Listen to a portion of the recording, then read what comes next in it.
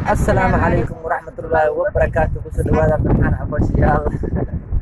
أصحابي إذا جعل أبحر فرحان في الشارع وحين هاي قلب ونكسن معنى ونكسن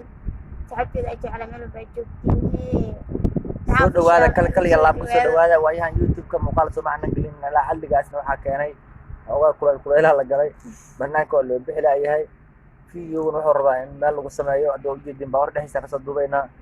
laakiin waa bixayna insha Allah tacaala sigdiga waxaan bixaynaa vlogyo inaan soo sameyno ilaa jasiira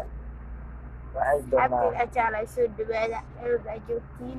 vlog soo يعني duubna جونا kadar عاصمة مقدشة ملو بجوبتين سود هذا اللي هي دليل دليل أنتي كعرف فرحان في الشارع وحاليا أنتي أنا يقارن حاليا كسود هذا فرحان في الشارع لاكتا إن على فلو ولا مسكوتي iskaraab leh سكرابتا لو صار دي لا أصحابي hala la gareeyo asxaabta soo dhawaada walamaanihi quruxda badnaay iyo mar kale inay soo hor fariistaan iyo mar badan iyo mar badan iyo mar badan intaba فرحان في الشارع anagu been ma sheegi karnay